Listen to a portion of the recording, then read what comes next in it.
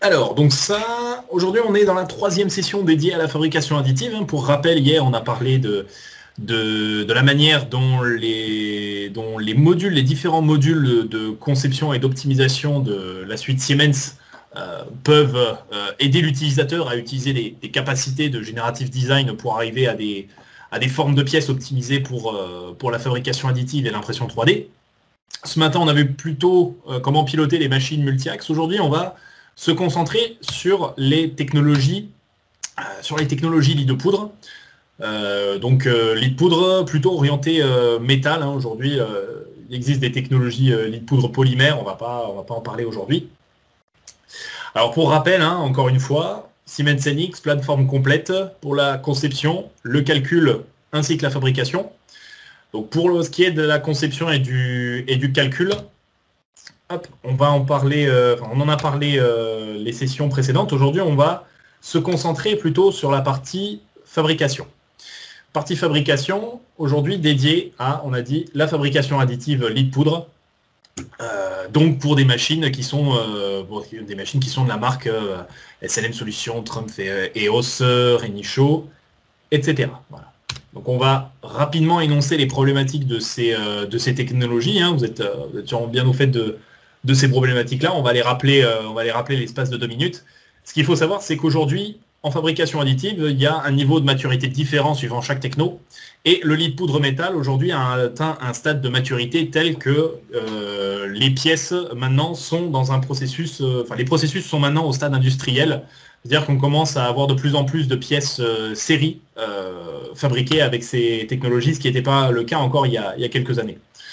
Donc pour rappel, cette technologie-là, c'est donc une technologie de fabrication additive indirecte, dans laquelle on vient déposer une fine couche de poudre métallique.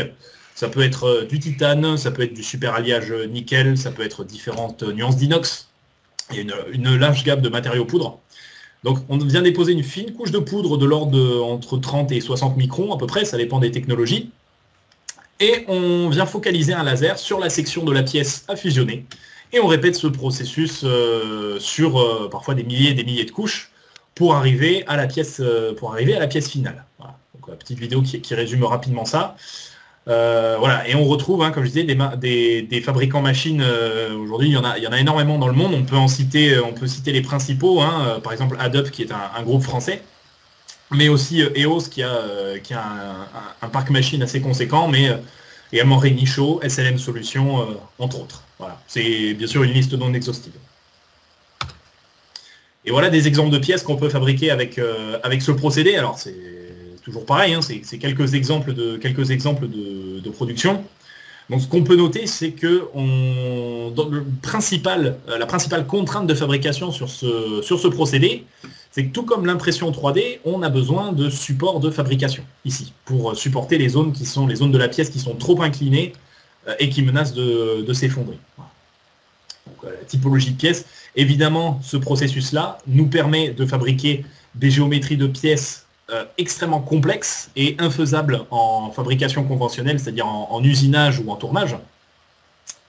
Voilà. Et puis le but aussi de ce procédé de fabrication, comme on est sur un procédé de fabrication indirect, ici on a la possibilité d'imbriquer le plus de pièces possible sur le plateau afin de diminuer le coût par pièce. Il y a cette problématique d'imbrication. Voilà, c'était quelques rappels rapides. On va se concentrer maintenant sur la manière dont la solution Siemens NX peut aider l'utilisateur à préparer son plateau d'impression. On va utiliser le terme plateau d'impression puisque on vient vraiment avoir un plateau et on met des pièces dessus pour les préparer. Voilà. Donc première étape, il y a cette notion. Alors tout ce qui est optimisation de la pièce, etc. Ça on l'a vu hier. Pour rappel, les replays seront disponibles dès la semaine prochaine des différentes sessions passées. Donc cette problématique, une fois qu'on a optimisé la pièce, qu'on a optimisé son design, il est temps de l'intégrer sur le plateau de fabrication. Et là, si cette notion d'orientation de la pièce, elle est assez importante, mais même très importante, puisqu'en fait, suivant la manière dont la pièce est orientée sur le plateau, on ne va pas avoir la même quantité de support d'impression. Vous voyez ici, donc on a deux exemples de la même pièce, mais orientés différemment. Ici, vous voyez dans la partie optimisation de l'orientation, on n'a pas la même quantité de support ici. Cette quantité de support, elle va influencer le coût de la pièce, puisque ça va être de la matière perdue, ça va être de la matière gaspillée en fait. Donc cette notion d'orientation est très importante, et dans NX, on a un outil qui permet justement de repérer cette orientation optimale de la pièce en fonction du critère qu'on veut minimiser. Est-ce qu'on veut minimiser par exemple la hauteur de couche minimale nécessaire, ici, dans cette position, ou alors on veut trouver une orientation optimale de façon à minimiser les zones de surchauffe et également minimiser les zones à supporter. Donc tout est une notion de compromis dans cette techno. Donc évidemment, il y a cette notion d'orientation automatique, et également après, on peut utiliser des outils de vérification. Vous qui êtes déjà client, on peut noter des outils comme par exemple l'analyse de surface, l'analyse de faisabilité. Par exemple, quand on est dans le domaine du moule, c'est est-ce que ma pièce elle va pouvoir être correctement démoulée, par exemple. Donc c'est des vérifications de contraintes de fabricabilité. Mais là en additif, c'est pareil, on va pouvoir vérifier effectivement quelles seront les zones de la pièce à supporter. Est-ce qu'on n'a pas une épaisseur trop fine qui va poser souci sur machine. Voilà, donc il y a toute cette notion d'assistant de validation de conception qui sont présents dans NX dans la partie préparation. Ensuite, une fois qu'on a orienté la pièce, on va pouvoir générer les supports de fabrication. Donc ces supports-là, encore une fois, ils sont très importants, puisque ça va permettre à la pièce de tenir et surtout de ne pas s'effondrer. Donc ces supports, en fait, ils peuvent être générés de plusieurs manières différentes. On peut les générer soit manuellement, zone par zone, avec des paramètres propres, soit on peut se customiser une bibliothèque de support, directement une bibliothèque avec les paramètres géométriques, les paramètres de génération, pour pouvoir faire un clic droit et une génération automatique sur la pièce ou la totalité des pièces du plateau, afin d'améliorer, afin de permettre à l'utilisateur de générer des supports de manière la plus efficace possible. La plus efficace et la plus rapide. Et également, ces bibliothèques de support, elles sont là pour capitaliser le savoir. C'est-à-dire que sur cette techno-là, vous avez déterminé un set de paramètres optimum pour un type de machine et un set de matériaux. Et bien, ces paramètres-là, vous les enregistrez et vous les réutilisez sur les pièces suivantes, bien entendu. Voilà. Encore une fois, ces supports de fabrication, l'avantage d'avoir encore une seule plateforme pour la CAO et pour la fabrication, c'est qu'il y a une associativité complète entre la CAO et entre la partie additive manufacturing. C'est-à-dire que si vous êtes à cette étape de génération de support et que, mince, il y a une modification à faire sur la pièce que vous avez oublié de faire, eh bien, vous faites la modification dans la partie CAO et ça viendra s'itérer automatiquement dans la partie additive manufacturing. Voilà, première vidéo de démonstration pour cette étape-là.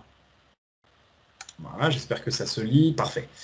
Ok, donc là, on est sur un exemple de pièce qui est un raccord hydraulique, qui est une pièce conçue pas forcément pour l'additive. On voit qu'on n'est pas sur des formes qui sont optimisées et dédiées vraiment à pure additive. Là, on est plutôt sur une forme standard. Mais on va voir que ces formes-là, on peut tout à fait les produire sur des machines. C'est pas obligé de faire de l'Optime Topo pour pouvoir imprimer ça en fusion sur lit de poudre. Donc d'abord, petit rappel, vous connaissez sûrement tous ce module-là, le Synchronous Modeling.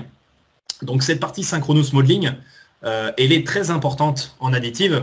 On l'a vu ce matin pour ceux qui étaient là en fabrication additive multi-axe. Ici, c'est la même chose. En fait, on vient préparer notre brut, ce qu'on appelle le brut d'impression. Donc comme en usinage, on a le brut de fabrication dans lequel on vient taper dans la matière, ici c'est pareil, on va peut-être pas avoir dès la sortie de machine tous les perçages et puis surtout toutes les surfaces tolérancées. Parce que sur la pièce finie, le client souhaite que la surface supérieure et la surface inférieure de la pièce ait un RA de 0,2-0,4 environ, donc un état de surface très très propre niveau de finition.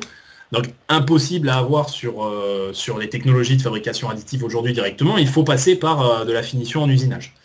Donc c'est pour ça que le Synchronous Modeling va nous permettre de modifier la géométrie de la pièce pour pouvoir intégrer cette géométrie-là dans la machine plutôt que la pièce finie. Donc ces géométries-là, donc on a une gorge de joint par exemple dans la partie inférieure, et surtout on a des décalages, puisque qui dit réusinage dit surépaisseur, donc il faut introduire cette surépaisseur sur la pièce. Donc comme vous le voyez, avec des outils que vous connaissez déjà sûrement, le Synchronous, on peut justement arriver à très vite préparer cette pièce, ce brut. Ensuite, on a dit, étape suivante, on a la partie optimisation de l'orientation. Donc là, si on réfléchit un petit peu à l'orientation de la pièce, on pourrait se dire, bah, effectivement, on peut la poser à plat et il n'y aura pas de problème. Sauf que ce qu'il ne faut pas oublier, c'est que pour enlever la pièce du plateau, il faut passer par une découpe-fil pour détacher la pièce du plateau d'impression. En général, c'est une découpe-fil ou une découpe à la scie pour les plus manuels, mais le wire EDM, il est très utilisé dans ce domaine-là. Donc ça veut dire qu'il faudra obligatoirement du support sous la pièce. Et là, dans cette orientation-là, on aura un maximum de support, puisqu'il faudra supporter évidemment toute la surface inférieure. Donc automatiquement, on pourrait la mettre à plat, mais ce n'est pas la meilleure orientation, ce n'est pas le plus optimum. Donc là, au contraire, cette orientation optimisée, elle nous a trouvé une position... pardon, je suis revenu en arrière. Voilà, elle nous a trouvé une orientation optimale qui est inclinée à peu près à 45 degrés. Alors pourquoi 45 degrés? C'est pas pour rien. En général, les règles de l'art dans le domaine de la fabrication additive lit poudre disent qu'au-delà de 45 degrés d'inclinaison, on a besoin de supporter les surfaces. Voilà. Donc c'est pour ça que cette inclinaison, elle est faite exprès. Ce 45 degrés, ce paramètre métier, on l'a rentré dans cette boucle d'optimisation. Donc une fois qu'on a figé cette orientation, on va pouvoir se créer un plateau d'impression. Là, vous voyez, on est sur des setups, des setups de fabrication additive, hein, des templates. Donc si vous êtes déjà usager de NXCAD ou NX Manufacturing, bah, ces setups, vous les connaissez, hein, ça peut être de la fabrication, ça peut être directement une machine. Donc là, c'est la même chose. Vous sélectionnez la machine, votre machine avec la bonne référence, le bon matériau, etc. Tout ça, c'est de la customisation. Hein. Et derrière, vous avez la pièce qui est directement positionnée sur le plateau d'impression et dans la bonne orientation. Voilà, l'orientation que vous avez spécifiée. Un petit mot sur la partie bibliothèque de support. Alors avant ça, avant la bibliothèque de support, vous remarquez que ici, on n'est plus en fait dans l'environnement modeling, on n'est pas non plus dans l'environnement fabrication standard NXCAM, on est dans un module dédié à la fabrication additive lit poudre.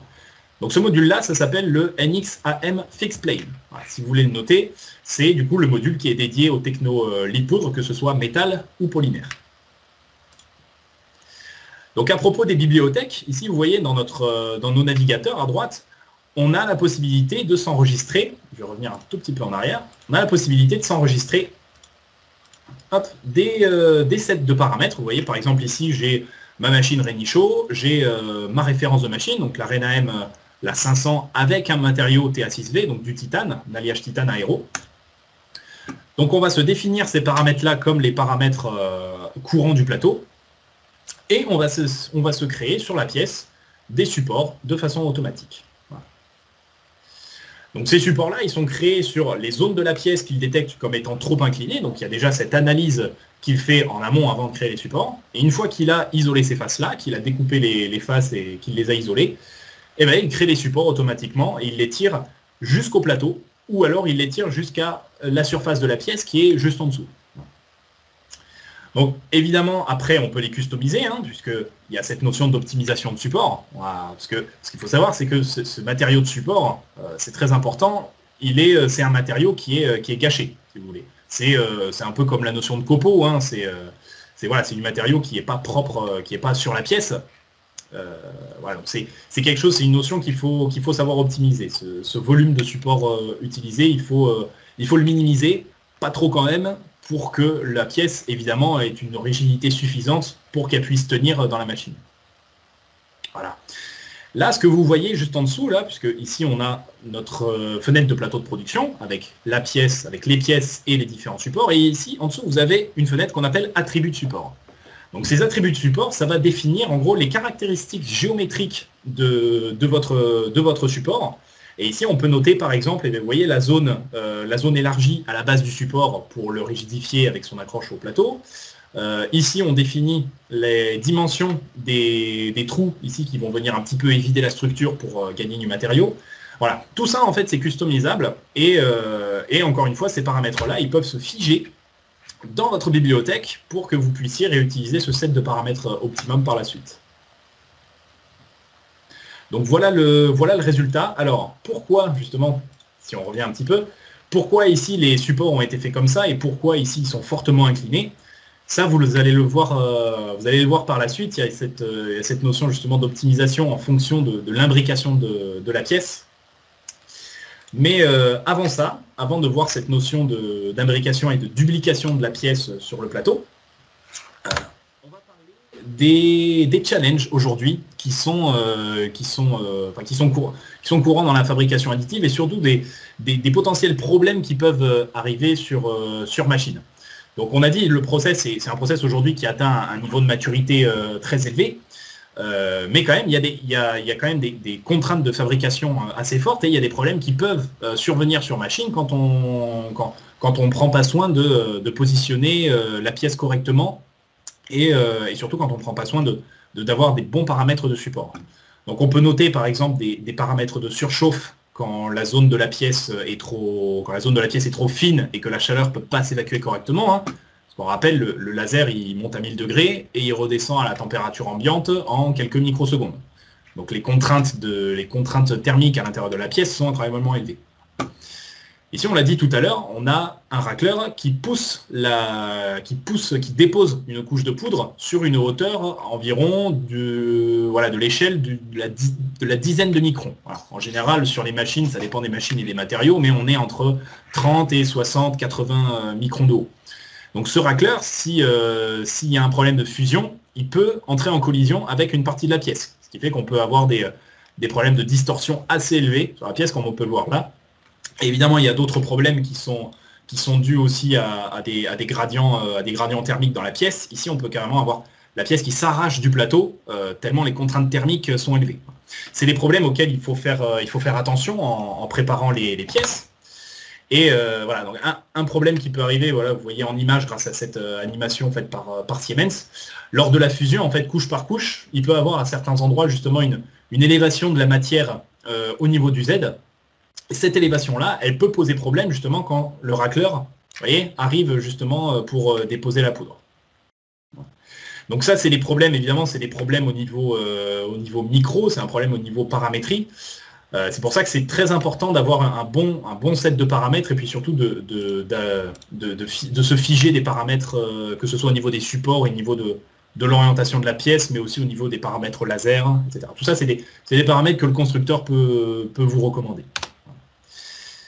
Mais pour ça, voilà, pour essayer de contourner ces problèmes de fabrication, donc Siemens a sorti un module qu'on appelle la simulation de process. Donc la simulation de process, c'est dédié aujourd'hui au lit de poudre métal et ça va vous permettre de simuler la distorsion et les contraintes que subit la pièce pendant la fabrication.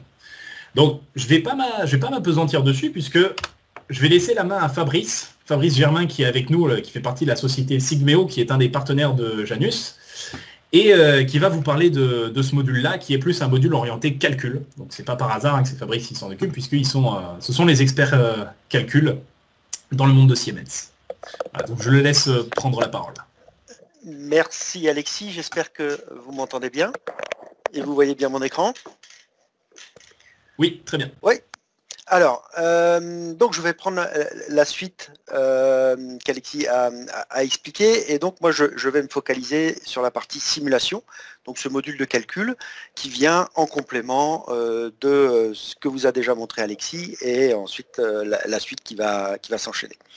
Donc ce que je vais faire, c'est que je vais vous montrer un petit peu le processus qui va être effectué dans ce cycle de simulation. Donc on va repartir de l'état où Alexis s'est arrêté là, donc c'est-à-dire que notre pièce elle est posée sur le plateau, on a défini les différentes pièces, enfin la pièce, et puis mis les différents supports. Ensuite, on va passer dans le monde de la simulation.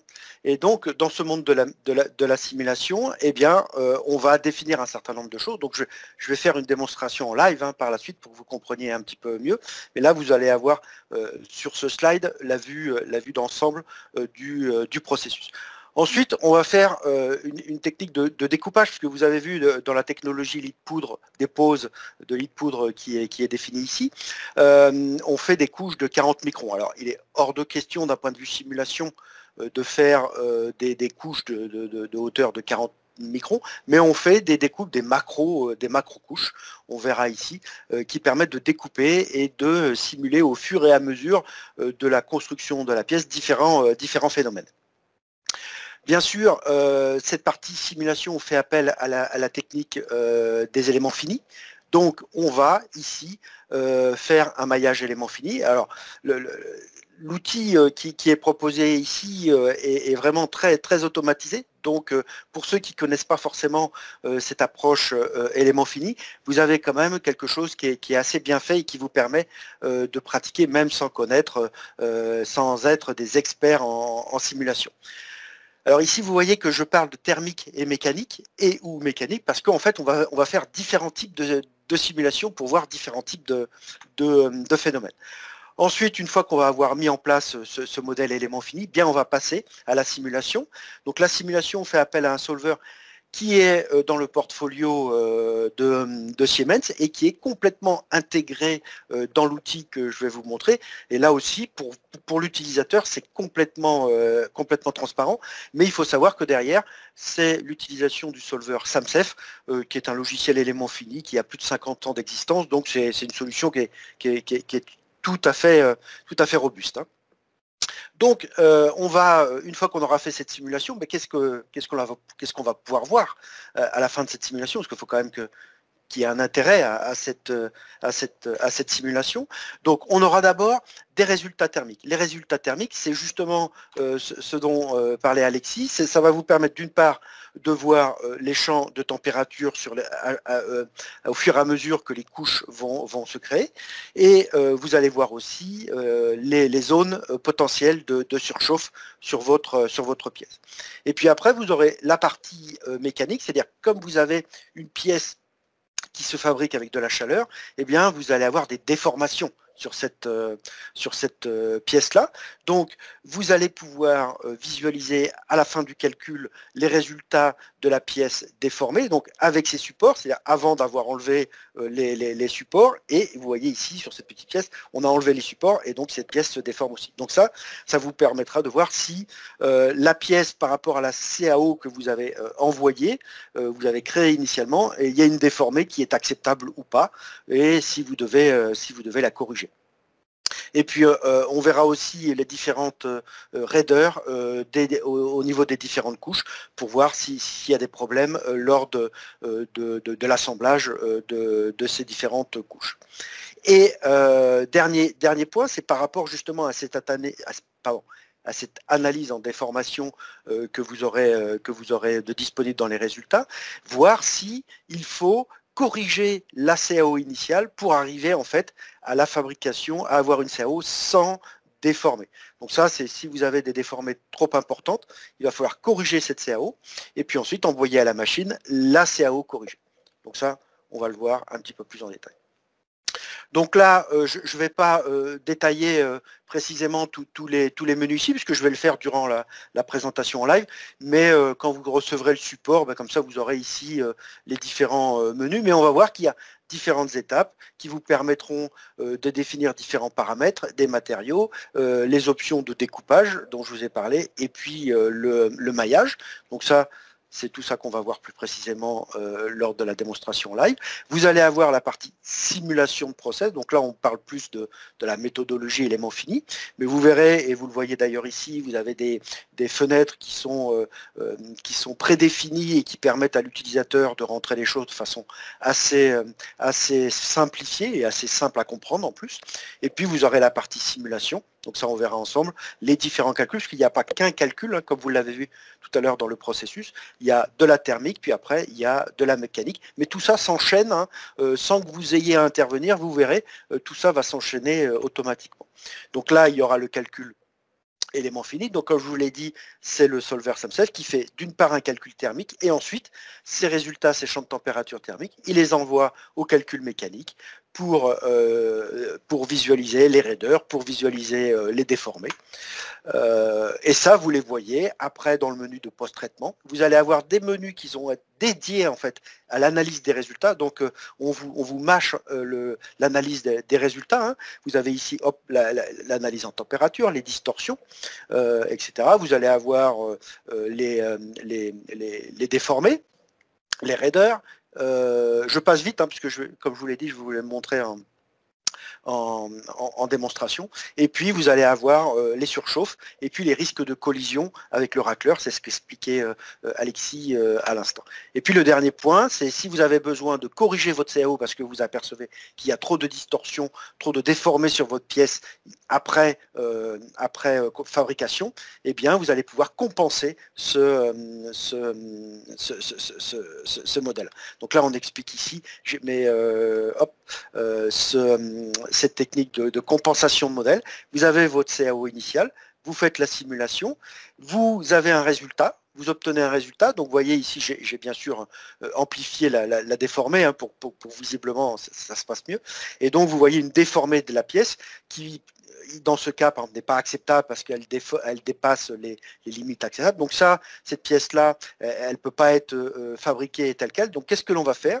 En fait, on va faire un modèle compensé, c'est-à-dire que sur la CAO initiale, on va appliquer l'inverse de la déformée. Si vous voyez, donc ici, en fait, où il y avait une déformée positive, là, on met une déformée négative. Et ça nous fait, en fait, une CAO compensée. Et c'est cette CAO compensée que l'on va pouvoir envoyer à la machine pour, en finale, en fait, obtenir la pièce réelle qui est très peu différente de la CAO initiale parce que, justement, on a réussi à compenser cette pièce.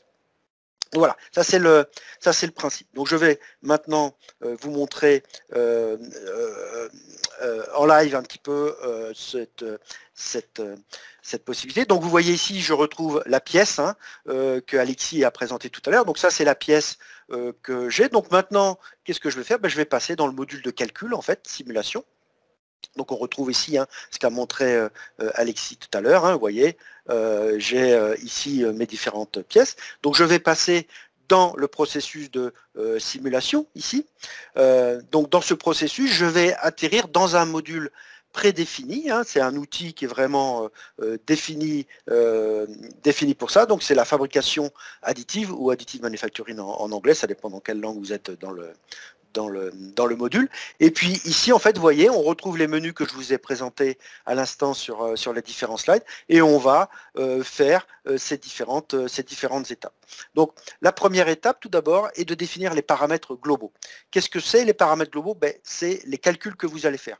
Vous pouvez faire qu'un calcul thermique, qu'un calcul mécanique. La plupart du temps, on essaye de faire un calcul thermomécanique. On veut calculer la température issue du passage du laser et ensuite voir la déformée qu'il y a sur la partie thermique. Donc on va choisir ce calcul-là, ici, et donc ensuite on va passer à la définition de template pour la simulation. Donc, comme vous l'avez vu tout à l'heure, on vous a montré il y avait des templates pour les différentes machines. Ici, c'est un peu la même chose. Vous allez avoir un template. Dans ce template, en fait, vous allez, ce template va contenir plusieurs choses. La définition des matériaux, d'une part, et la définition des paramètres du processus. Alors, on va regarder ça plus en détail. Mais vous voyez, il y en a déjà qui sont prédéfinis ici. Hein. Donc, je vais aller chercher un matériau, donc le matériau qui va servir à ma fabrication. Donc vous avez là aussi des matériaux qui sont proposés en fait dans l'application, mais vous pouvez, si vous le souhaitez, définir vos propres matériaux. Donc on va voir ici le contenu du matériau. Donc voilà ce que contient le matériau. Donc vous avez les caractéristiques mécaniques. Donc ça, tout ça, c'est ce qui va nous servir à la simulation. Hein. Donc la simulation thermique, donc vous avez besoin des coefficients de chaleur spécifiques, de conductivité thermique. Donc ça, c'est défini ici. Puis vous avez les matériaux qui vont servir pour la partie mécanique, c'est-à-dire la déformation. Donc là, vous allez définir un module Joule, poisson. Donc ça, ce sont des caractéristiques assez classiques. Et en plus, le matériau, vous pouvez lui définir différents comportements. Soit vous dites que c'est un matériau qui aura un comportement élastique, plastique, ou plastique plus Norton, c'est la viscoélasticité. Donc ça, en fonction du choix du comportement du matériau, eh bien, vous rentrerez les différentes valeurs que vous avez besoin.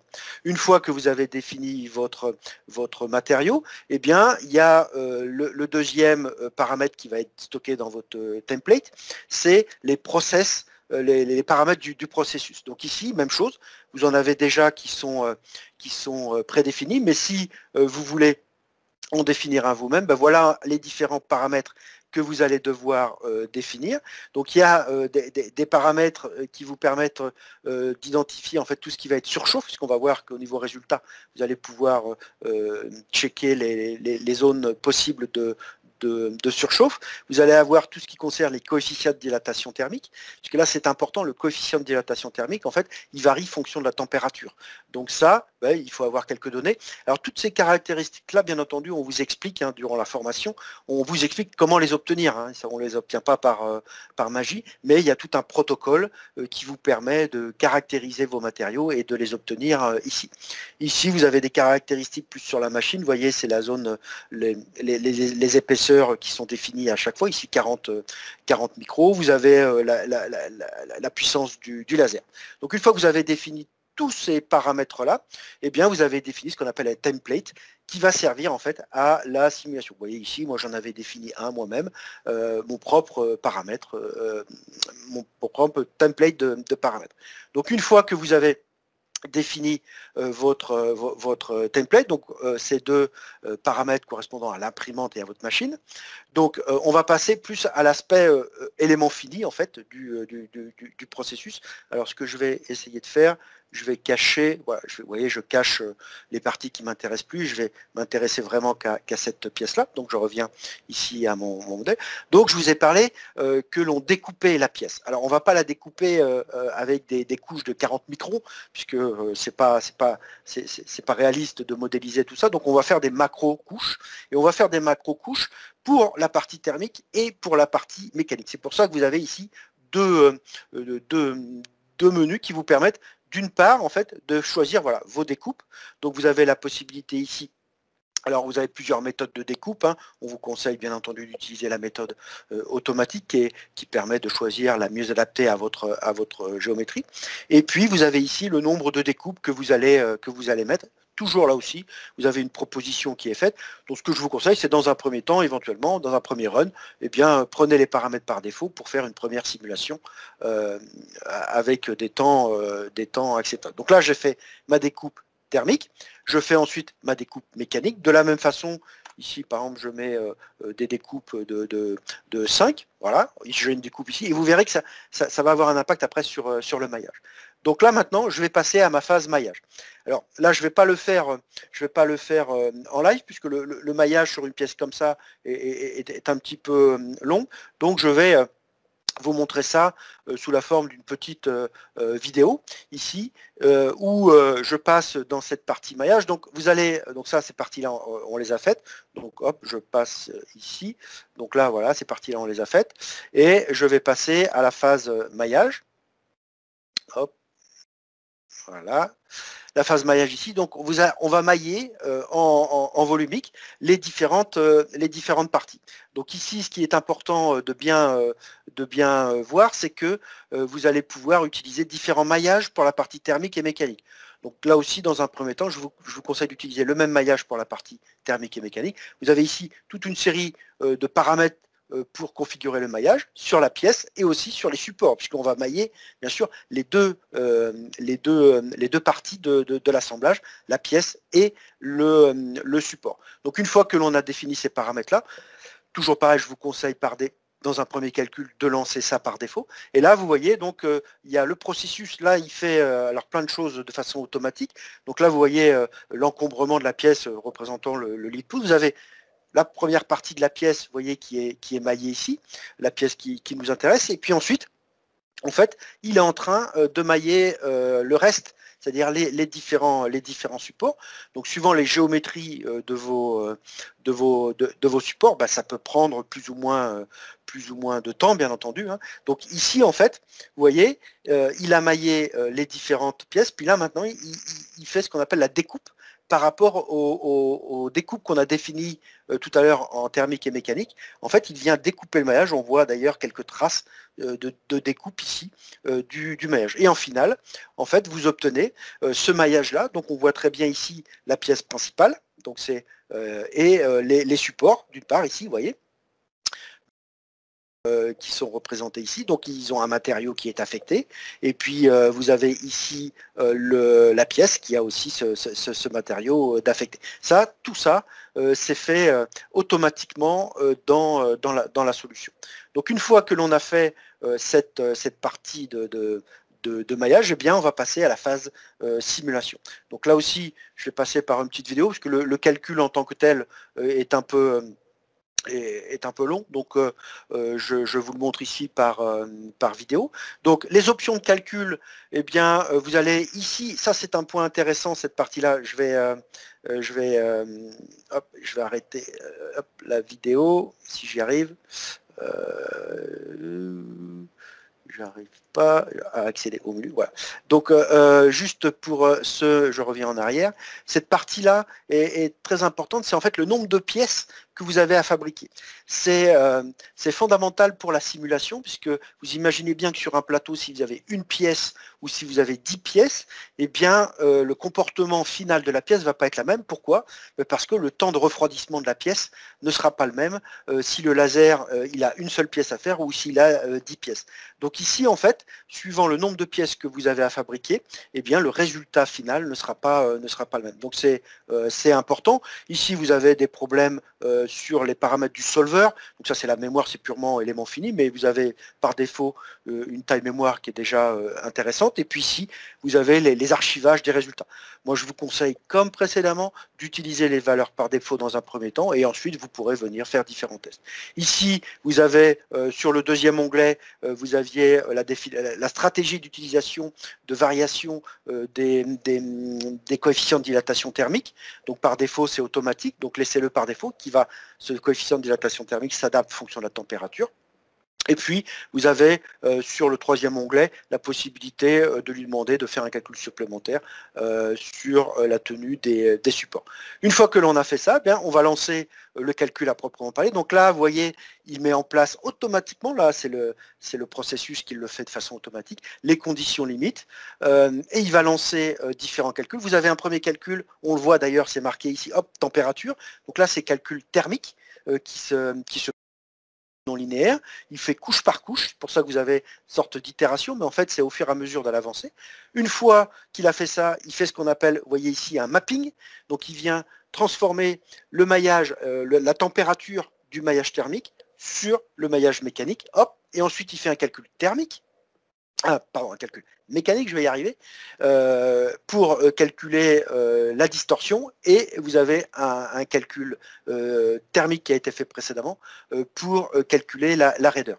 Mais donc en finale, vous allez avoir 4 étapes, hein, thermique, mapping, raideur et distorsion. Et une fois qu'il a fait ça, et ça c'est en automatique, hein, donc vous n'avez vraiment pas à vous occuper de ça, et bien vous arrivez, et là vous allez pouvoir post-traiter vos différents résultats.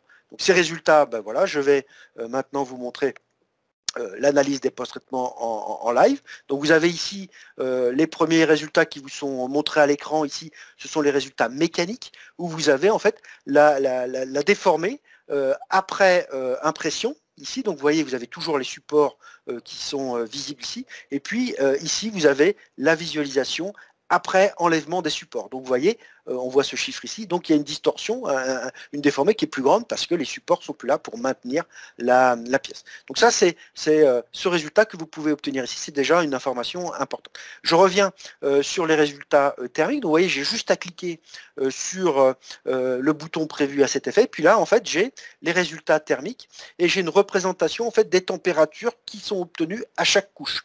Et on voit par exemple ici que à ce niveau ici de jonction, vous allez avoir avoir une température et après à voir si cette élévation de température est acceptable ou pas. Donc résultat de distorsion, on l'a vu tout à l'heure, vous voyez, donc je clique, il l'affiche. Les résultats d'inspection, c'est un autre type de résultat mais qui est intéressant. Vous allez pouvoir voir la déformée de la pièce à différents états de construction. Donc ce qui nous intéresse par exemple, c'est à la fin de la suppression des supports. Et là, qu'est-ce que l'on voit? En fait, on voit la déformée de la pièce. Donc on voit qu'en zone bleue, ici, eh bien, la matière s'est rétractée. Et puis en rouge, ici notamment, la matière s'est gonflée, s'est dilatée. Donc ça vous permet de savoir est-ce que c'est acceptable ou pas dans la limite de précision de votre machine. Vous avez d'autres types de résultats ici, hop, qui sont les raideurs. Hop, vous avez ici, en fonction de la cote en Z, hein, donc il faut regarder suivant la hauteur de la pièce qui était positionnée comme cela. Donc le Z ici est l'axe vertical, et donc vous avez la variation des épaisseurs, des raideurs. Vous avez les résultats de surchauffe locale. Donc ça, c'est aussi une information qui peut être intéressante. Donc c'est une probabilité, hein, ce qu'on appelle une probabilité de surchauffe. Donc si la valeur est à 1, c'est-à-dire qu'il y a une forte probabilité qu'il y ait surchauffe dans ces zones-là, et 0, il y a de fortes probabilités qu'il n'y en ait pas. Ça, c'était un autre type de résultat.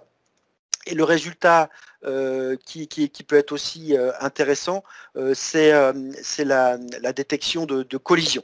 Alors, vous voyez ici, il y a une fenêtre qui s'ouvre et donc sur mon calcul que j'ai fait ici, il n'y a pas de risque de collision. C'est ce que Alexis expliquait tout à l'heure. Le racleur, en fait, il peut potentiellement venir buter sur la couche précédente qui a été mise en place. Donc, ça vous permet de vérifier si potentiellement vous avez un problème avec cela. Donc voilà, en suivant le processus complet ici, eh bien, vous avez la possibilité de vérifier, de corriger. Et ensuite, la dernière étape que je vous avais montrée tout à l'heure, je vais vous la montrer en vidéo ici, eh bien, c'est la possibilité de faire de la compensation. C'est-à-dire que vous analysez que votre pièce, elle se déforme trop, et donc vous allez compenser le modèle. Donc après, vous compensez en appliquant une déformée négative par rapport au résultat que vous avez ici. Et puis, je veux utiliser la compensation après suppression des supports.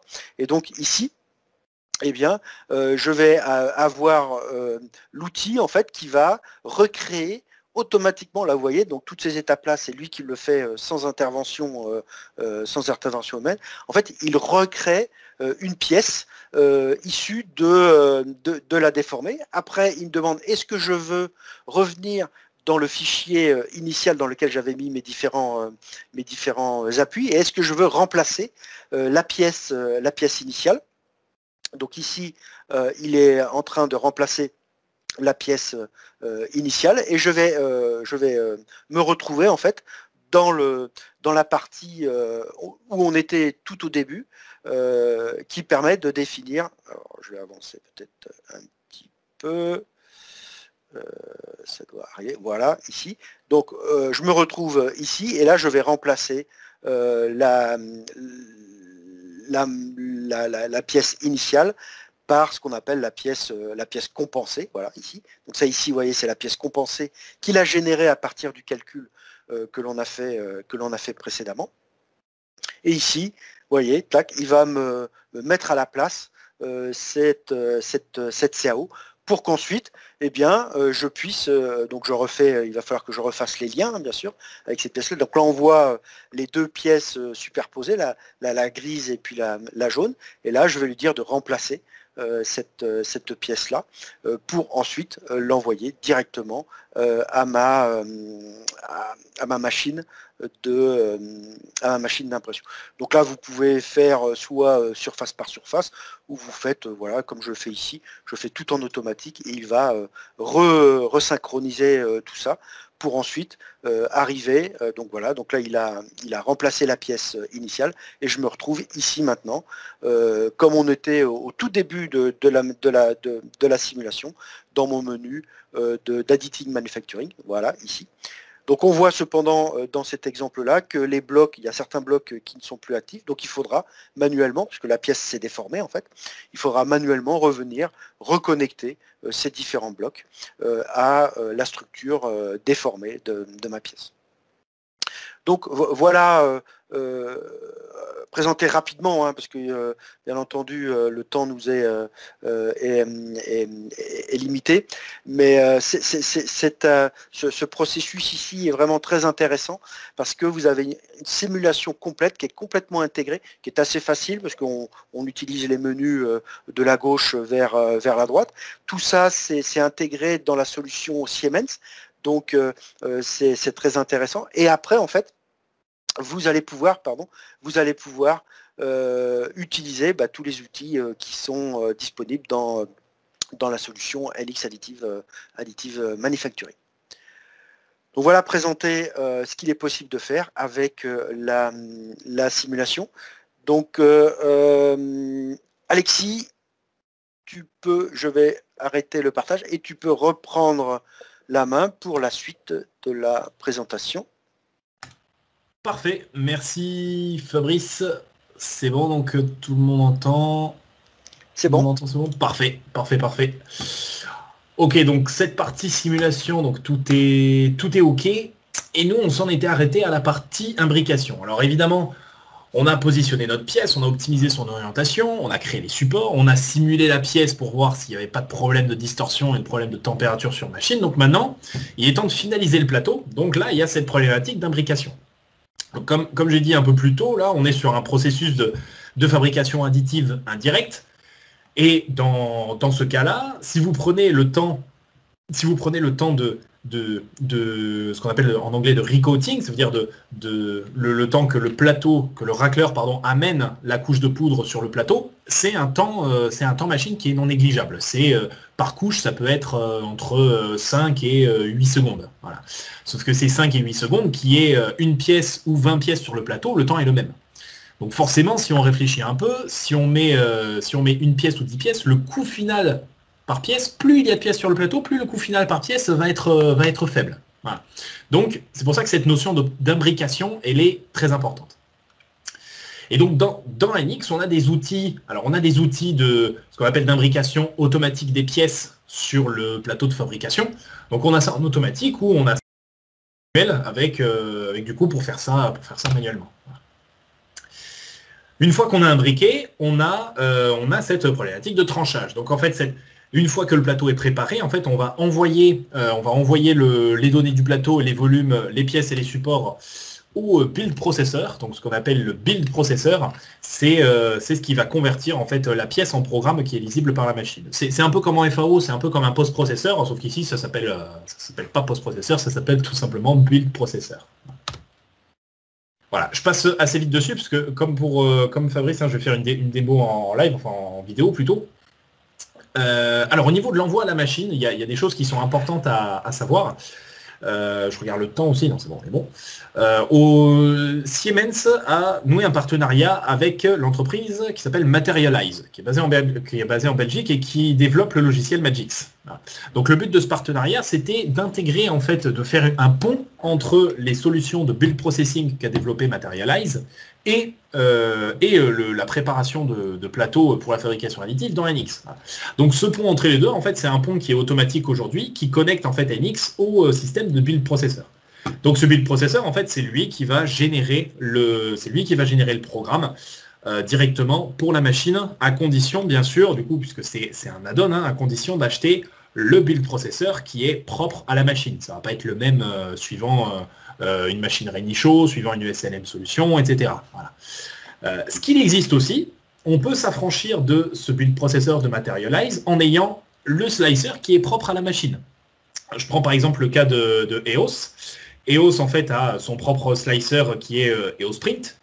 Et là c'est pareil, toujours une histoire de partenariat. On a la possibilité d'exporter en fait depuis NX, de faire le slicing directement en fait avec les machines EOS. Donc on se passe du build processor Materialize Donc voilà, ce qu'il faut comprendre, c'est que c'est un système, en fait NX est un système qui est assez flexible en soi dans cette partie fabrication, puisqu'en fait on peut même exporter directement la pièce et nos supports en STL ou en 3MF ou en CLI pour l'importer sur un slicer externe. Voilà, il y a plusieurs méthodes de fonctionnement.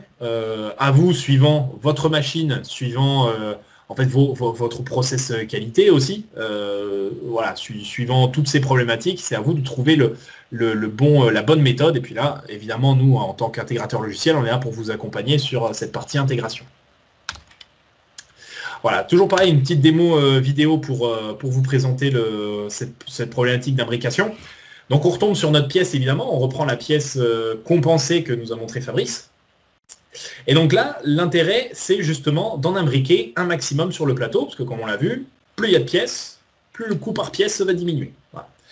Donc on revoit aussi l'intérêt de tout à l'heure, pourquoi on a incliné la pièce à 45 degrés. Donc déjà, il y avait deux raisons. C'était premièrement de minimiser le nombre de supports pour, encore une fois, diminuer le coût matière. Mais aussi également, vous allez voir, grâce à cette inclinaison, on peut justement imbriquer plusieurs pièces de façon linéaire, voilà, avec une duplication automatique, avec une duplication manuelle.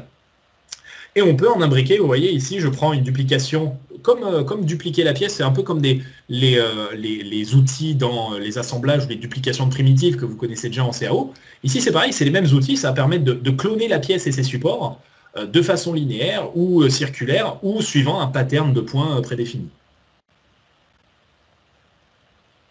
Voilà, je le fais pour les deux lignes, puisqu'en fait les deux lignes ne vont pas être les mêmes, il y aura un léger décalage entre les deux, ça va nous permettre de vraiment bien les imbriquer de manière optimale. Voilà, en faisant attention, c'est pour ça que les supports, je les ai fait passer de l'autre côté, hein, je les ai légèrement mis en retrait, c'est pour pas qu'il y ait de collision entre les supports de la pièce numéro 1 et la pièce qui a juste devant. Et donc une fois qu'on a le plateau qui est prêt, vous voyez, j'en ai ajouté 2, hein, ça fait un total de 13 pièces au total sur le plateau. On va pouvoir choisir, on va pouvoir éditer, vous voyez, je vais aller un peu vite, hop, on va pouvoir dans les outils au-dessus éditer ce qu'on appelle la stratégie de production. Donc la stratégie de production, vous êtes venu la définir en amont dans la partie build processor de Materialize, hein, puisque là je me base dans un cas où on utilise le build processor de Materialize. On spécifie quelle est la pièce, quel est le matériau, quelle est la stratégie qu'on veut appliquer, quelle est la stratégie de lasage qu'on veut appliquer pour la pièce et pour les supports. Et une fois qu'on a fait tout ça, on envoie les données au build processor, il vient faire le tranchage. Et ensuite, étape finale, on affiche ce qu'on appelle, on ouvre l'afficheur de tranche, c'est-à-dire le slicer, qui va nous permettre, vous voyez, de vérifier si le slicing de la pièce a été bien fait, s'il y a des erreurs, et puis de voir le slicing, voilà, en temps réel. Hop. Voilà, donc ça c'était pour la partie, préparation de plateau. Et pour aller plus loin, voilà, on peut encore aller beaucoup plus loin, parce que là, effectivement, le plateau, on l'a envoyé sur machine, hein, il a été fabriqué. Sauf qu'après, on est dans les processus de fabrication additive, et comme on l'a dit tout à l'heure, il peut y avoir du post-usinage. Et donc ce post-usinage, il peut être assuré justement toujours dans NX, grâce à NXCAM que vous a présenté Emmanuel hier ce matin. Voilà, donc tout ce qui est usinage, en fait, ça peut avoir deux fonctions. On peut venir automatiser le retrait des supports, parce qu'en général, dans l'industrie aujourd'hui, quand on regarde comment sont retirés les supports, la plupart du temps, c'est des opérations manuelles qui sont assez longues, qui coûtent cher, hein, parce que c'est du temps homme. C'est soit venir enlever les supports à la pince, soit venir enlever les supports à la Dremel. Donc justement aujourd'hui, il y a beaucoup de R&D sur justement de l'automatisation de retrait de support avec des cycles de fraisage qui sont spécifiques. Parce qu'évidemment, on est sur des structures qui sont poreuses, des structures très irrégulières, hein, trouées.